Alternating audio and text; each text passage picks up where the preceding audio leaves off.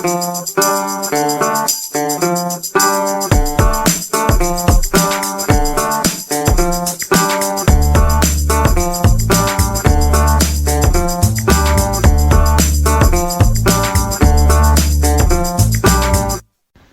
Hawkins has got a podcast. I hope he's better at this than he is washing the kit, because he was fucking useless. Hello and welcome to Sit Down and We'll Steal Your Club with the unofficial MK Dons podcast. We'll start that again. I'm going to leave that in. The unofficial MK Dons. You've got to stay in. Oh, please keep that in. Oh, I'm keeping that in. Anyway, at least at the end. Put it in at the end. Yeah, I could do it. Right, we'll start again. Right. Oh no, I'm leaving it in. Fuck it. I think I'm going to start being professional now. Fucking since 2012 we've been doing these. I'm going to start getting all good at it now, am I? Anyway, welcome to this thing. I am John Taylor, your host. I am joined as usual by Alby. See, again, I'm saying it. And Dan. Now, Dan here has insisted that from now on we call him Dipey, so I'm going to call him Dipey from now on.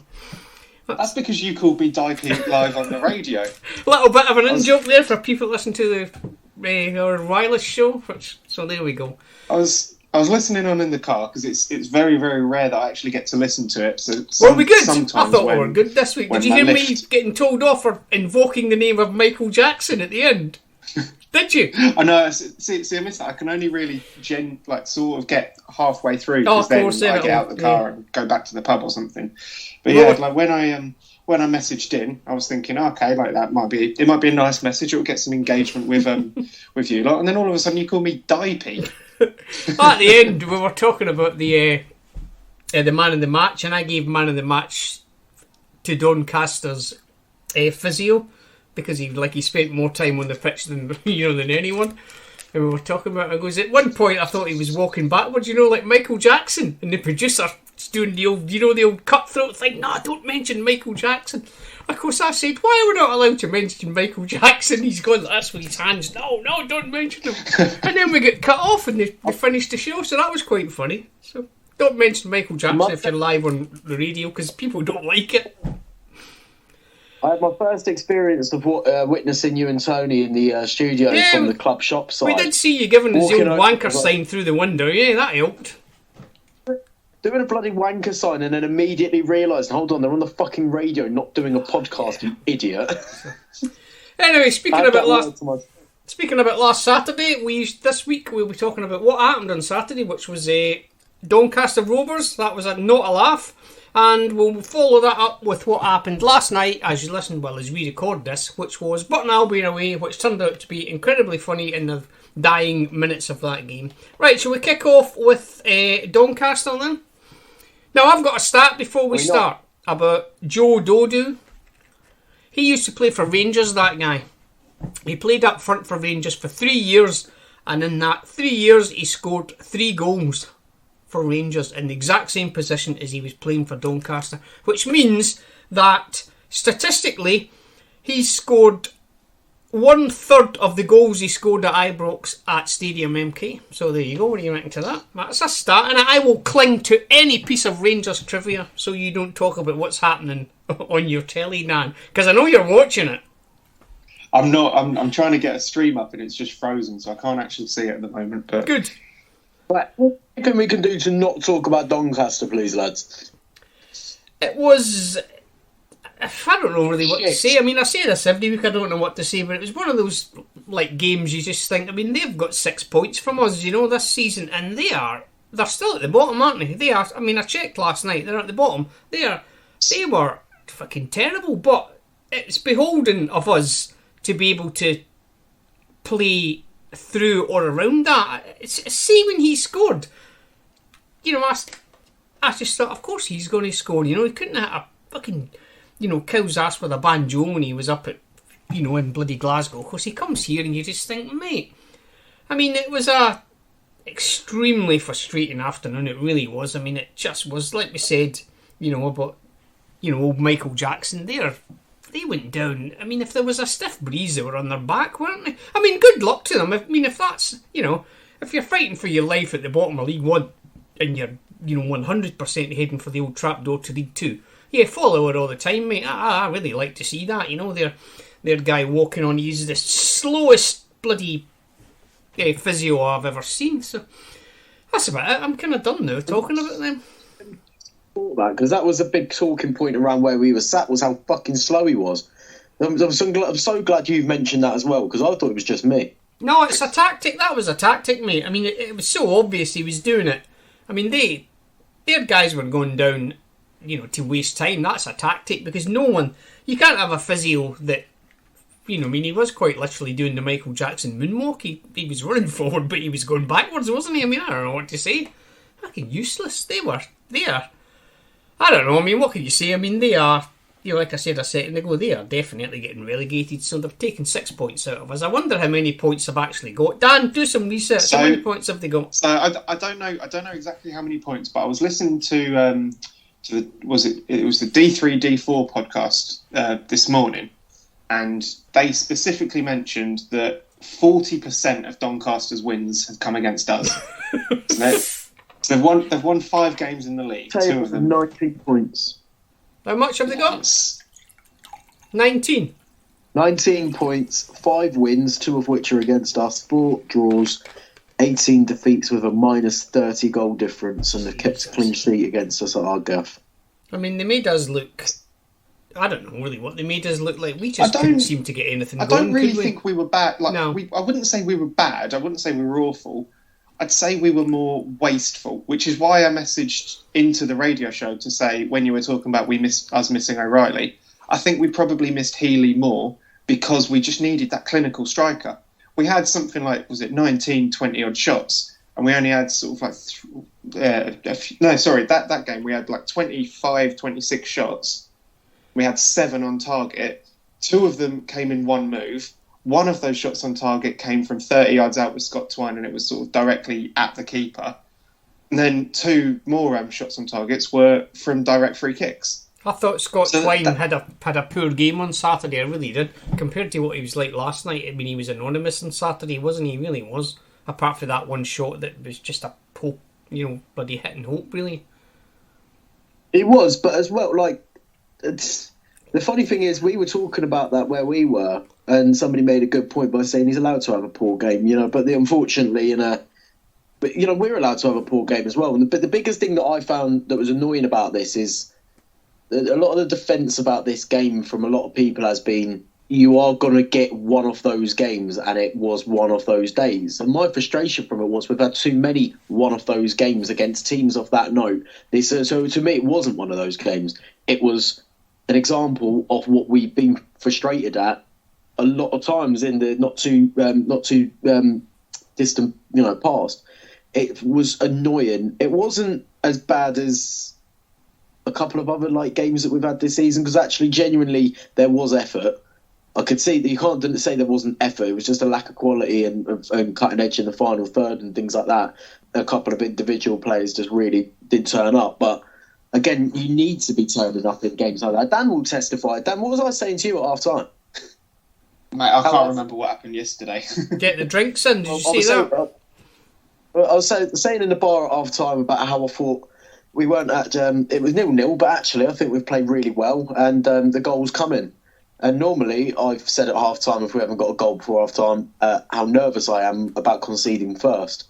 This one I couldn't see happening, and then funnily enough we were 1-0 down at half time, but I wasn't nervous about it. I was quite quietly confident that we were going to turn it around.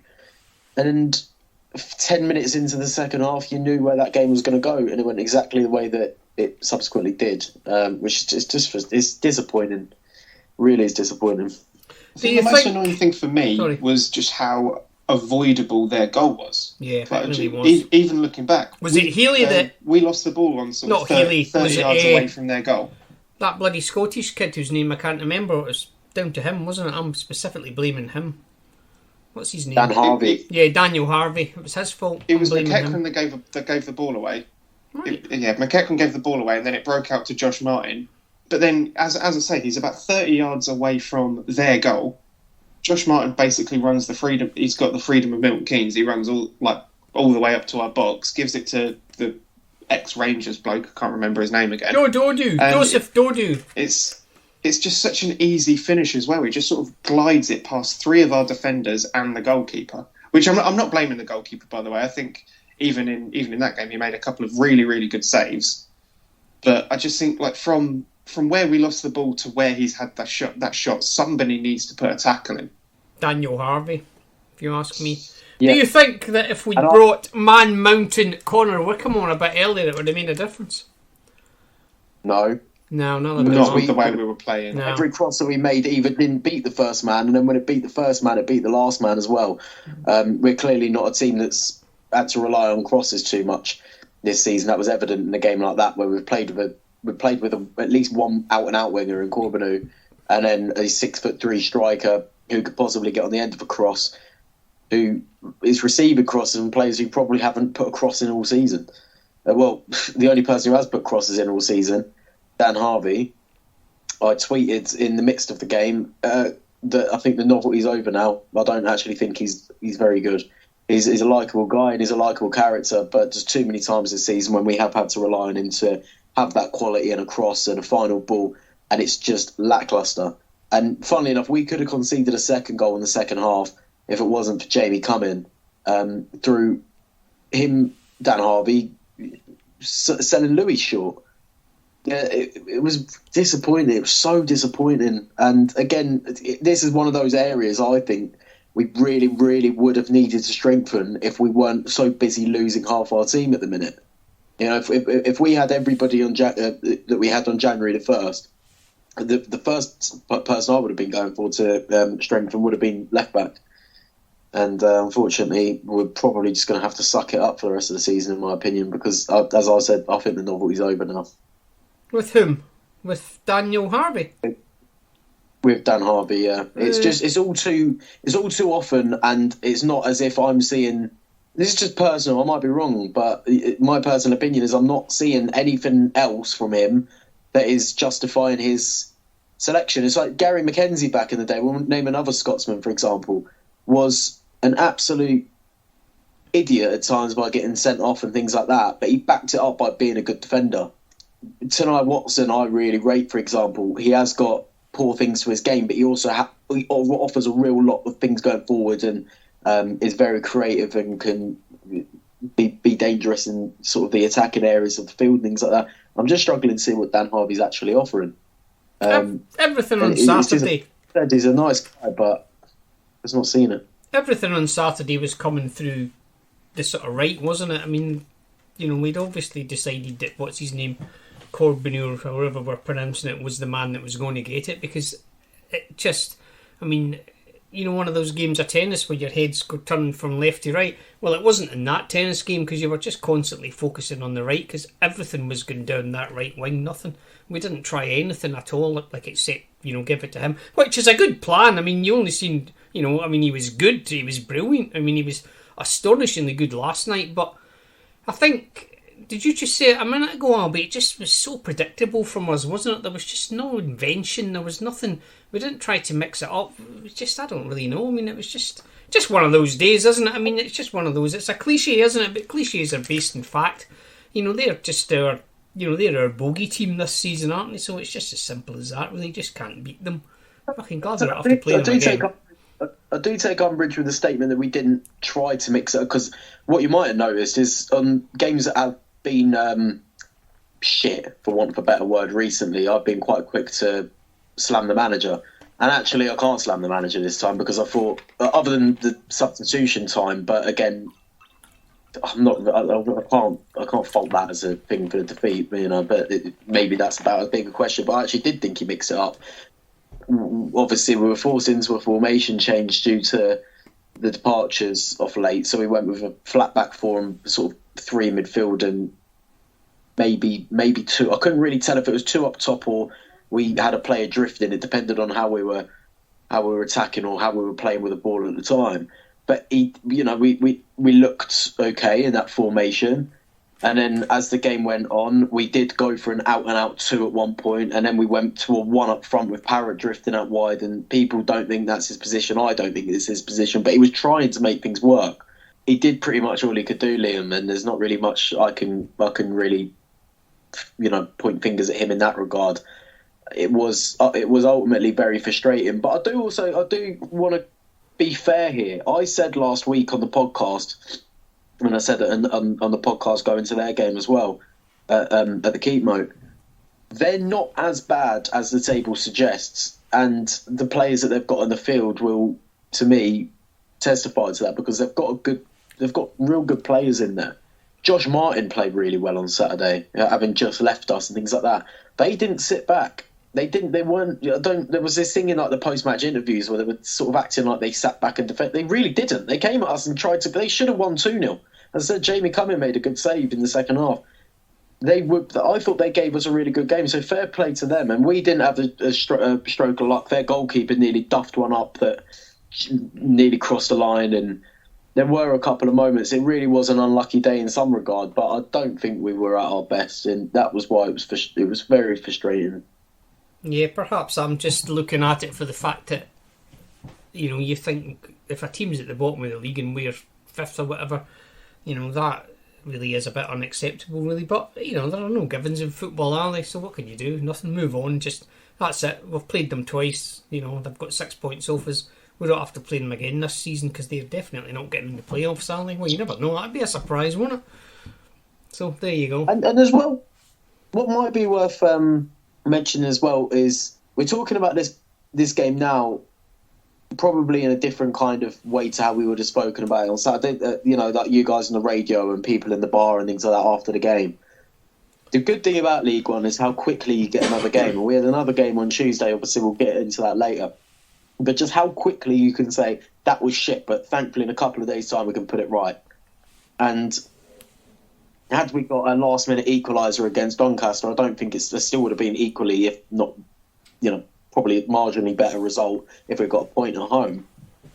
We lost 3 points, regained them back instantly. And if we win on Saturday at Wycombe, we go above Wycombe, and then suddenly you've got two wins in the space of a few days, and the Doncaster game can be forgotten about fairly quickly. So yeah, maybe that's a positive way of looking at it to some degree. I guess nothing you can do, is there? They beat us. They fucking shit. I'd rather be in our position than theirs, to be quite honest, on Saturday night. So yeah, good luck to them with their bloody Rangers rejects. So there you go. Shall we move on? And anything you want to say, Daniel, or what?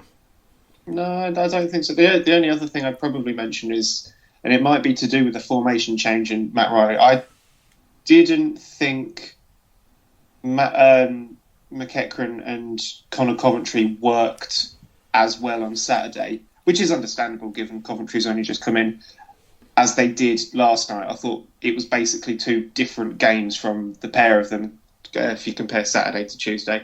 I remember laughing at one point when Connor Coventry just sort of stood on the ball and lost it there. But then, sort of segueing a little bit onto last night, I thought both of them, McEachran will get all the plaudits, and rightfully so, he was brilliant. But I thought Connor Coventry was really, really good as well last night.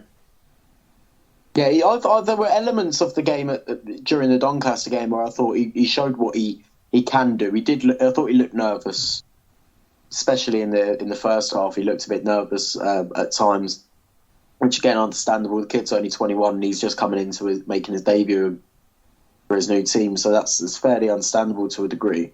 So I won't look at this. I only saw the Saturday performance. I didn't watch last night. That's the thing I can forgive very quickly if he's having a good game instantly afterwards. So fair play to him. Who are we talking about? Sorry, I was looking at something else. Sorry, I lost my... Connor Coventry. I wasn't particularly impressed with him even last night. Seriously, I really wasn't. But hey, I thought he was good last night. That's interesting. He was. Yeah, they were all good last night, but I don't know. I wasn't impressed with him, I must admit. But that's just me being niggly and a bit grumpy because I don't feel particularly well. So he's getting the brunt of it because I feel a bit shit. It's his fault. Right, I'm moving on now to that other game last night. Would you like to write? Did you watch it, Alby? No, you just said you didn't. No, I had what can only be described as a too good to turn down offer to go to the pub after a fucking awful day at work. And I tried to get the game on my phone, but unfortunately, Midsummer Tap, your signal is shit. So I missed out on it. And having spent the best part of £6-7 getting a taxi down there, I wasn't going to spend another £6-7 getting a taxi home to then spend a tenner to watch it on the telly. So unfortunately, I did have to give it the slip. I'm going to watch it. I've got a day off tomorrow, so I might watch it back. But I've seen the extended highlights. So I've seen all the things that are worth reporting on, and was watching the Sky Sports updates in the pub as they were coming in and whatnot, watching the reports on Twitter and things like that. So I'm fairly clued in as to what happened. And again, seen the highlights and impressed in what I've seen. Fantastic winner. For again, Jamie Cumming has really proven his worth over the first few appearances that he's made as to what a good goalkeeper he is. He certainly did last night. It's a positive vibe. He certainly did last night. I don't know if it was a point blank save, but it was pretty close to point blank, wasn't it? He was astonished. I mean, I don't know really if I'm just being a bit, stupid, full of hyperbole or whatever, but I genuinely thought that was a performance of the season last night as a team. It was a team of individuals, but as a team performance, it was outrageously good. It really was. They were just, and that's not taking anything away from Burton, because I thought they were genuinely alright, to be quite honest, didn't you? I mean, they weren't shit, were they? We were just better than them. It was a really enjoyable game of football. It really was a great game to watch, wasn't it, really? I mean, it was an exciting game of football. It really was. The play was fantastic. Old Corbeanu was just, you think, mate, it got a bit, I think, towards the end, they'd kind of sussed him out a bit, didn't they, what he was going to do, because he's all these little, step overs and, cutbacks and all that. Towards the end of the game, they didn't work, did they? So you don't know if he was maybe just a bit knackered, or maybe they had just decided, to find some way to stop that. But he was outrageously good last night. He really was, wasn't he? He was spectacularly good. I think my lad said that we've not had a player like that for years, and he was right, wasn't he? Just, brilliant he was last night. I mean, they were all pretty good, let's be honest, they really were. I'll tell you who got man of the match in our house, Tanai Watson. I thought he was outrageously good last night, really was.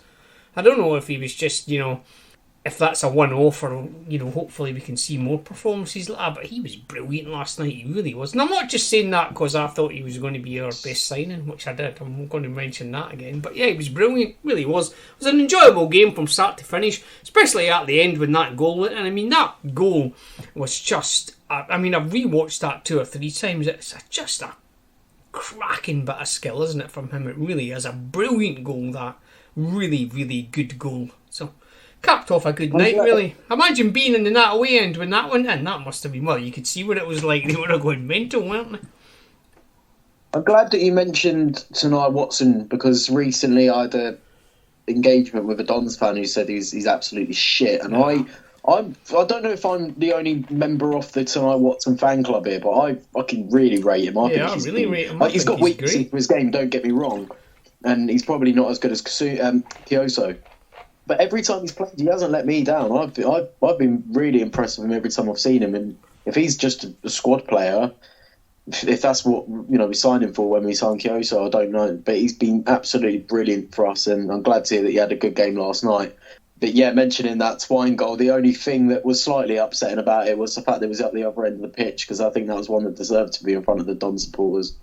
I think that was when the toss went. I think Burton got the toss, and I think they had decided to do that, which I always think is a bit odd, really, because you want to be, in the second half, you want to be attacking your own, fans, don't you? But I guess it's up to them, innit? Who cares what they done? They lost, we won, so better than them. We were better than them all over the pitch. Like I said a minute ago, they were a good team, but we were just, every single one of our players was better than the corresponding player on their side. They had just, we were just better than them. And it's interesting as well, worth mentioning, we struggled against Doncaster this season, 2 games, 2 defeats, rock bottom of the league. We've played Burton 3 times this season, because remember we played them in the Papa John's in the group stage as well at their ground. That was the 2nd time we played there. It's the 3rd time we've beaten them in a row, and we beat them away last season as well. So 4 times in the space of less than 12 months we've beaten that team. With Jimmy Floyd going back in, one of my childhood heroes, has gone in there, and he's really, really turned that place around. They've been in some really good form, and I know they won't make playoffs, but the fact that they're in that position at the minute, they've sort of made like a similar sort of upturn in form as what we made last season when we finally found our feet under Russell. So fair play to them, and that is a good result to get, away from home, even be it the last minute or whatever, because we really struggled to break them down in the home game. as well earlier on in the season. Max Waters won that. So we've had 2 battles there where we've really had to come through and found 6 points. So that's got to be worth mentioning. What did you think, Dan, of Mo Isa last night? Because I can genuinely only remember him doing... He got the ball, which was pretty similar to when he scored that goal, that last goal he scored, whoever that was against. And I thought to myself, he's picked that ball up in almost exactly the same position as he did before. But he had nothing for me last night, really, unfortunately. I don't know if we weren't playing to his strengths or it was just, it was just one of those games. But I was disappointed last night in him, I really was. It's an interesting one because most of the talk around him is going to be for that miss, and there was an effort at Doncaster as well where if he puts it anywhere else he scores, but he sort of like heads it straight to the keeper. But for me, I don't know if you noticed, but after he went off and Connor Wickham came on, we didn't really threaten too much as far as I can remember. I don't think we might have had like the odd sort of opportunity here or there. And I don't let people more knowledgeable about football than me will sort of like understand if that's linked to how he played off the ball or not. But when he went off, I was a bit resigned to a draw, and he went off sort of the 70th minute, didn't he? So I don't know. I couldn't see us getting a winner when he went off. But yeah, I don't know. He's an odd one. When he's got sort of a certain move or two, and we know he's going to score if he does that. If that like a ball sort of like played through to him and he can sort of run on, actually get the ball, and it's him and the keeper, I'm pretty comfortable that he's going to score. But I don't know how he missed that in the first half. I've got no idea. Yeah, he looked instantly pissed off with himself. So it's as if he knew that he got his technique wrong, didn't it?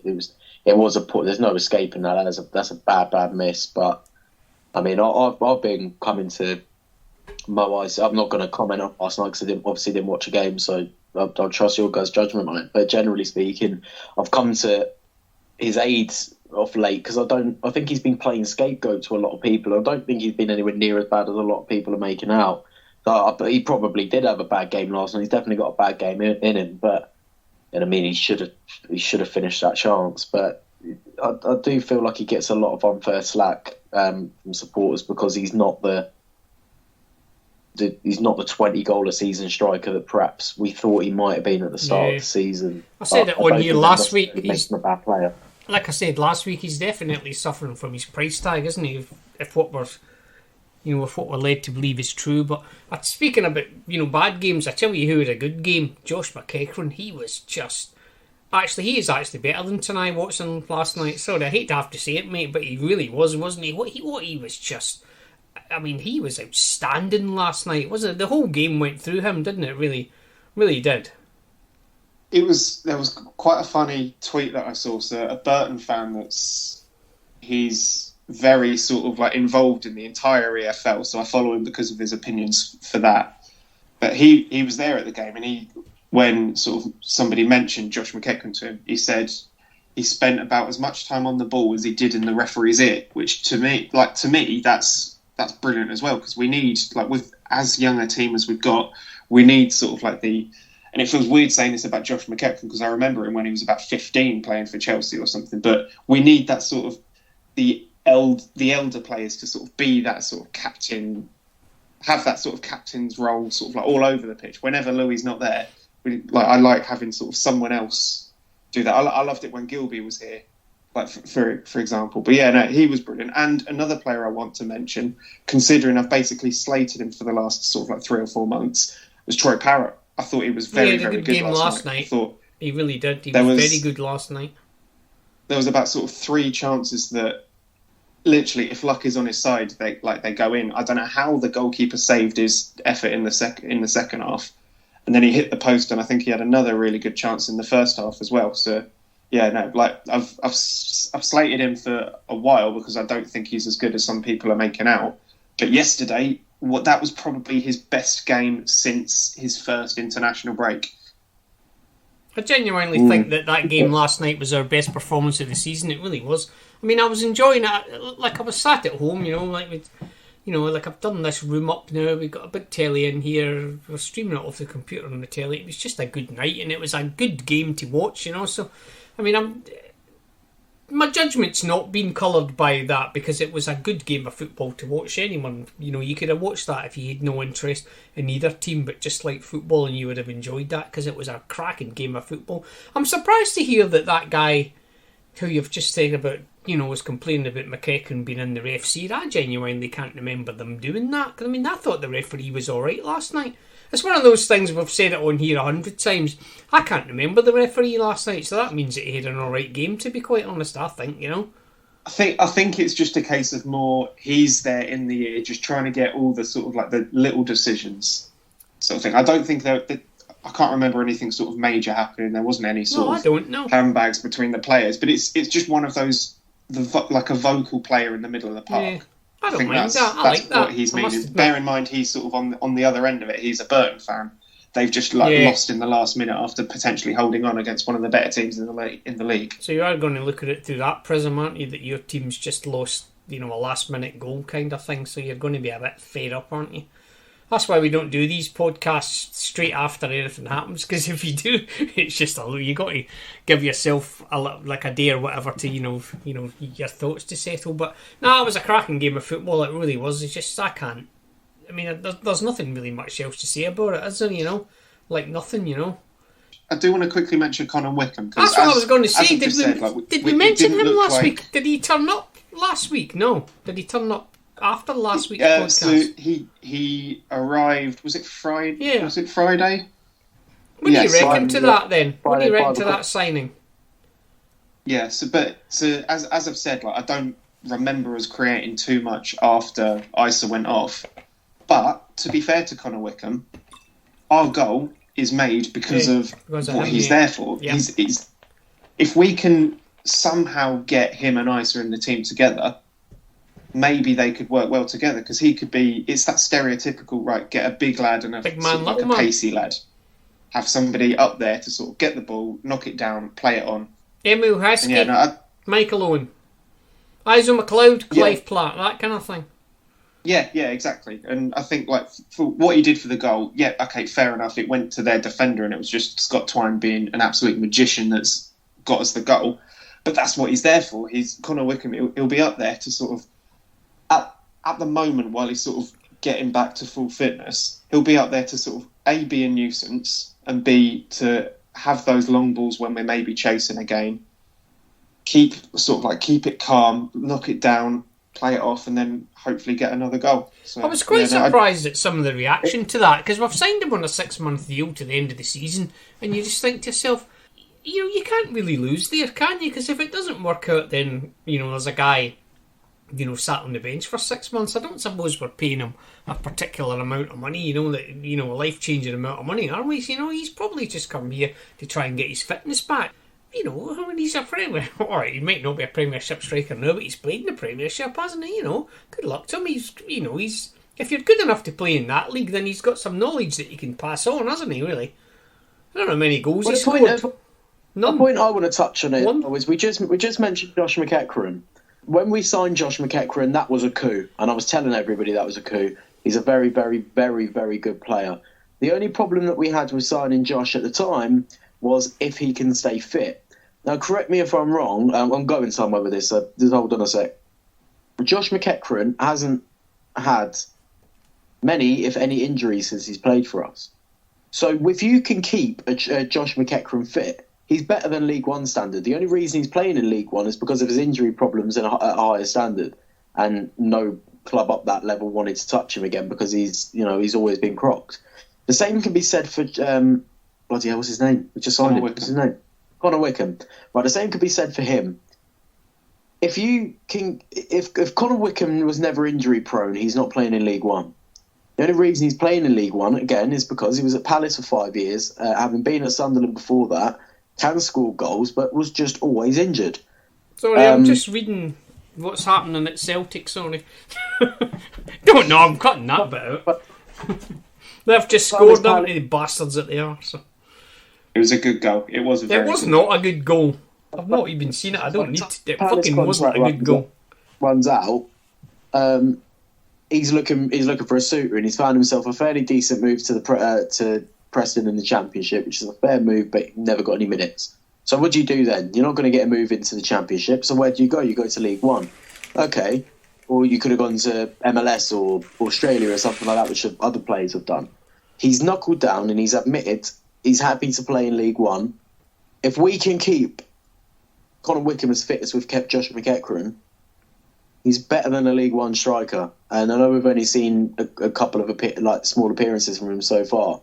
But if we can get him fit and raring towards the end of the season, that's a player that we've really, really got to be getting the best out of, because I think we're lucky to have a player like that in this situation. It's really interesting to me that he was training with us for 2 weeks beforehand, and it's a bit of a similar situation, but the other end of the scale a little bit to why we've brought in Jamie Cumming.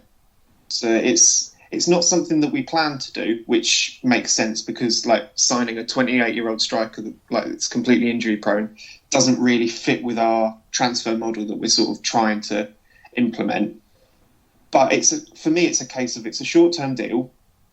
We've brought him in until the end of the season, so now it gives us a little bit of leeway and a little bit of breathing space to actually bring somebody in the summer that does fit our model. That's like someone younger that will have like a better sell-on value, but potentially we can't get now. It just gives us that sort of 6 months time to properly scout somebody, like just somebody to be say our next Reece Healy, our next whoever. And it's the same with Jamie Cumming. We weren't expecting to lose Andy Fisher. Yes, all right, it was happening for a while, but we've got a lone keeper in. So now I would imagine we are sort of like scouting around everywhere to try and find our next Andy Fisher, for example. Yeah, I mean, I've not really... Well, I have thought about it, but obviously, we're going to have to get a better keeper, aren't we? Or get a keeper, because this old boy's not going to be here next week, next year. But getting back Connor Wickham, I'm all for that, to be quite honest. I mean, I can't see why anyone would have a problem with it. I really don't. I mean, even if he just comes here and, he's just whispering in the younger guy's ears, telling him what to do, that's, you can't, obviously you can buy that kind of, experience, because we just have done, but, you know what I mean? I mean, it's a win-win for everyone. It's a win-win for him, like Alby just said. It's a win for us, hopefully. I can't see what could possibly go wrong with that. We've got a striker who scored in FA Cup semi and finals at Wembley. There you go then. At the age of 28, there's this kind of thing with the signing. A lot of people seem to have this thing that we've signed a veteran. We haven't. We've signed a guy who, if all things went the right way, could have and should have been in the peak of his career. But because of the troubles that he's had with his injury issues, he's stagnated a little bit. So maybe going into the second half of the season, if he can keep his fitness, and then perhaps if it all goes well, he may sign again for next season, depending where we are, what league we're in, and how we're doing, and who we sign. But he could turn out to be a real quality asset, and I think it's the sort of signing at this time of the season. You really need players who have been there, done it in big games. Although you mix that up a little bit with the talent in the likes of Corbinu and a new goalkeeper in Jamie Cumming, who's fairly young. If you can get the experience of a guy like Connor Wickham, that goes a million miles. If you're heading into like a playoff campaign and you've got young lads who are excited by it, but maybe lack that discipline or lack that experience in those big games, you've got guys like that who have been there and done it before who will be able to help them along the way. I think it's valuable to have people like that. Yeah, it's a good point. Right, anything else to say about that game last night before we move on to Saturday? Do you want to talk about the pitch, or do you want to leave the pitch? Oh, mate, that pitch. It was quite funny because I thought our pitch on Saturday was a bit shit, to be quite honest. When I sat down, I took my seat, and I said to the fellow that sits next to me, I goes, that pitch looks a bit shit, doesn't it, really? It's not holding up very well. Well, Jesus Christ. That pitch last night, I mean, it wasn't as bad as that time when we played Peterborough last season. Remember that? That was just a fucking... Oh, God, yeah. I mean, the field where my horses in, I'll be honest, there's 4 horses run about that field, and that's a better condition than, than Peterborough. But that pitch last night, I mean, especially where the dugouts were. Why the dugouts? I mean, it was just like... It was quite funny because it was all nice smooth. It wasn't like ice and sugar. And then all you could see after 5 minutes, was where all the studs were. It was just I mean, I don't know. I mean, what can you say? You don't know the ins and outs, do you? You know why pitches get like that. But, I mean, I thought ours was pretty bad. I mean, I really did. But it was 100 times better than that disgrace last night. Which is all credit to us that we managed to keep playing our sort of style of football. We didn't resort to just hoofing it up to someone, to bypass a shit pitch. But it was a poor display of a pitch, that it really was. So that's what I think of it. What do you think, Daniel? You've seen it. No, I mean, I'm pretty much the same as you. I'm grateful, as you just mentioned ours. I'm grateful it's taken until January for it to sort of start cutting up and look bad from the stands, rather than, what was it, November, October last year. But yeah, so apparently we weren't able to relay it properly, or we weren't able to do what we were meant to do in the summer. So if this is if they've managed to recover last season's pitch to an extent that now it's 4 or 5 months into the season, and now it's only starting to cut up. Fair play to the ground stuff there. We are apparently growing a new pitch in Lincolnshire. Yeah, why Lincolnshire? Why there? Is it nice and verdant there? Is that where you grow your pitches? I thought that was a bit odd. Lincolnshire is a lovely county. It's just a shame about the people that sort of occupy it. It's very flat, isn't it? That must be a very go for a very flat pitch. Can I ask a couple of questions? When is this Women's Euros thing? The summer. Which month? I'm guessing it's June, July. July, yeah. So these gigs that we've got coming up, when are they? I think they're just afterwards. They're after it. It's going to be a struggle for the ground staff to... I'm just going to say, so we're going to lay a new pitch, let a whole load of, international footballers run about on it, and then have 2 concerts on the top of it. That does not sound like particularly astute planning to me. But I don't know. I haven't even heard of one of these bands that were playing. I've no idea who. What are they called? Imagine Dragons. I've never heard of them. Never. And the other ones, what are they called? My Chemical Romance. I've heard of them. I've just never heard them. So I just think it's a bit odd. I mean, if we didn't do anything with the pitch last year, which obviously we haven't, or not much, and then we're having to relay it so we can host, like an international tournament, and then straight after it, we're going to let a whole load of bloody new Romantic Goths or whatever follows that kind of thing run about. And I'm nitpicking. What can I say? They cover it up anyway. They'll put sheets of plyboard or something on it. They're not just going to be running about in the grass, are they? I hope. All these bloody idiots. No, not for the gigs, definitely. I don't know. The ground staff will have a plan, I'm sure. Even if it's a case of we're going to have to request the first 3 or 4 games to be away from home next season. Could do. Right, moving on to Saturday. Who's going? Yep, I'm there. We're going, aren't we, Dan? We're going to have a ding-dong derby day. I've not got a ticket yet. I genuinely don't know whether to go or not. I'll tell you the main reason why I don't want to go, because it's such a fucking nuisance getting out of that place. It really is. Yeah. It really, I was on the forum tonight and someone was asking where to park. And I genuinely, and I'm not saying this as a joke, see the last time we went there, it genuinely took us well over an hour to get out of, to get on the road to Aylesbury from High Wycombe after that. I'm not joking, it was up, and it was like summer, wasn't it? It was early in the season, the last time we played them. Man, that is a shit place to get out of. It really is. Really, really, really is. God knows what it would have been like when they were in the Championship if they had fans there. Because, imagine some of the bigger teams rocking up there. They would have burst out laughing, wouldn't they? So, genuinely, that's kind of put me off a little bit. If it was summer and the nights were a bit lighter, I wouldn't think twice. But it's the fact that every time I've gone, we park up in that hill, and you have to walk through a sort of wooded hill, don't you? I'm not walking through a wooded hill in the pitch black, fucking dark, no chance. So at the minute, I don't know. I mean, I'd like to go, obviously, because it's not far, but it's just the getting out. It's a fucking nuisance, isn't it? I'm sorry, it really is. So, High Wycombe, move your pitch to somewhere else.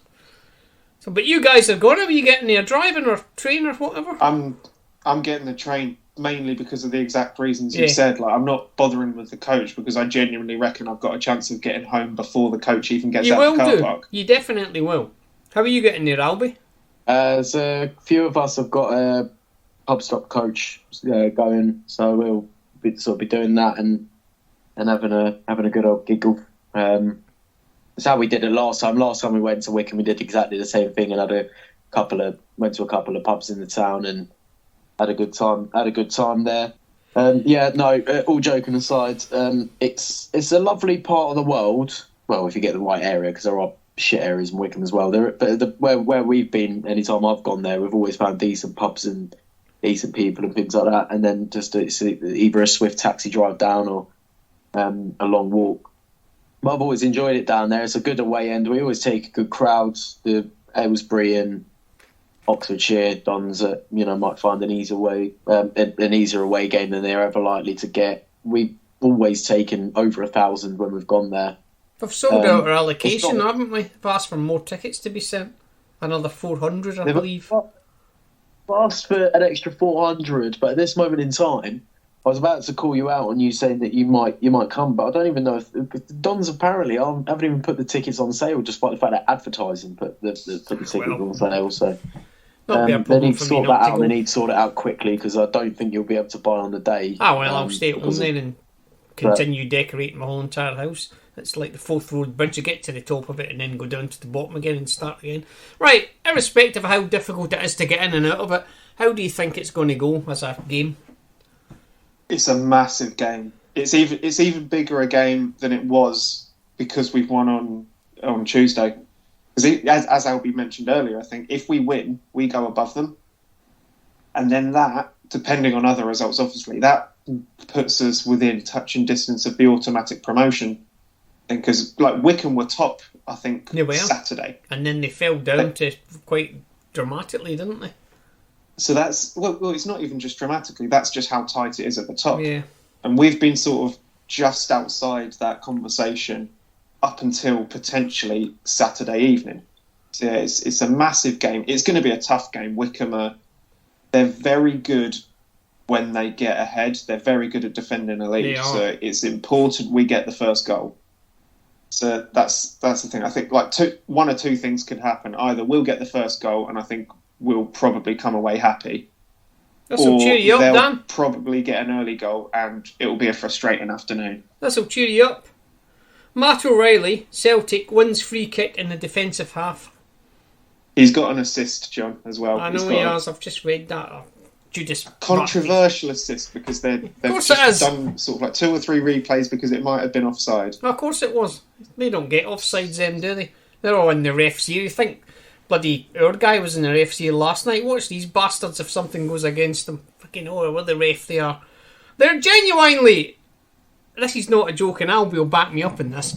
They pressurise refs so much, Celtic, that Scottish referees went on strike once about 4 or 5 years ago. I'm not joking. Laugh, Dan. They had to get foreign referees in. I'm only laughing because I'm just imagining Dean Lewington. That's all, because that's basically what he does as well. Anyway, I'm not talking about them bastards that they are. So yeah, I mean, how do you think it will go? Because I mean, I don't like them, but I don't dislike them. I just don't like Gareth Ainsworth. So, I mean, I don't have a lot of time for him. In fact, I don't have any time for him at all. But as a team, I mean, I genuinely don't think that they should be allowed to be where they are, because I just don't think that they're good enough. But obviously, they've done all right, haven't they? So, I don't think I could call that how that's going to go. It's an interesting one with Wycombe. Funnily enough, I'll take you back to something that you said when we last went to Wycombe in the season before last. And they beat us in the last minute. Oh, don't remind me. You said on the podcast with Tony that you don't think, they're definitely not going to be there or thereabouts at the end of the season, them lot, because they're shit, and then they ended up getting promoted. Them lot coming down this season, I thought genuinely that they'd be mid-table. I thought they'd had their moment in the Championship and they'll come down and be quite stable. But in fairness to them, they've done all right this season. And I tell you what, if we did get in the playoffs, wouldn't that be a fucking good one to have Wycombe home and away in the playoffs? Yeah, that would be alright, wouldn't it? As good as it'd be for sort of the fans and travel, I'd hate it for the team because they're probably the one team that are currently in the playoffs that I wouldn't be confident of beating over 2 legs. Yeah, but yeah, again with the whole derby thing, I've got nothing. I don't give it. With Wycombe to me are what same as Charlton and same as every other team in the league. They're not a rivalry to me. I don't think so much of that sort of thing. I don't care personally. It's just a personal thing. I don't care about being the pride of Bucks. Doesn't mean anything to me. I do always have fun when we play them though, because there always is a bit of bite in it, and there's always a brilliant game against Wycombe. I don't think there's ever been a boring game. Every game I've seen us play, there's always been goals in it. There's been a lot of late goals, especially at Adams Park. The 2 times that I've been there, or 2 or 3 times, I think I've been there 3 times, there's been a stoppage time goal in every single time I've been there. I think Sean scored that one that time in League 2 years and years ago, Sean O'Hanlon, or Swales or whoever it was. We conceded a 95th minute equaliser one year. They got relegated under Robbo. Their goalkeeper, Nicky Ball, flicked one onto the far post and they scored. Their goalkeeper, the defender headed it into the far post. And then, of course, last time we went there, David Wheeler, having just got us promoted about 3 months before, gives them 3 points coming off the bench. So it's always been good games of football down at Adams Park. So I'm hoping anybody who's still umming and ahhing about that, you got to bear in mind it's not just the fact that it's a local derby to some. It is a big game in the grand scheme of the table, and it's always a good game there. So let's just hope we see more of that. Were you guys following the Dons under Ince that time we went there and we went down to 9 men? No, was that just before you guys started following us? That was the day. Was the Hanlon game? Sorry. Was that not the Sean O'Hanlon game? Might have been. I know that. What's his name, old matey that subsequently went on to play for Ireland, whose name I can't remember. You know who I mean? Keith Andrews. Keith Andrews got sent off, but that was the day that I knew that we were going to get promoted that day, because that was a cracking day. I know hooting down to 9 men. My memory's telling me it was a draw. I could be wrong, but that was a cracking day there. It was. But I can't remember how long it took me to get out of the car park that day. But it was. I'm sure it was bonfire night. I'm sure it was. In fact, I'm absolutely anyway. Funny the things you remember.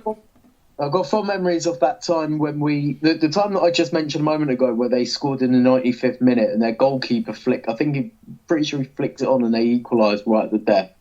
That was the day that you went down there with Sandy, Randy, Andy Gallagher, and did the podcast, which is one of the funniest things you'll ever.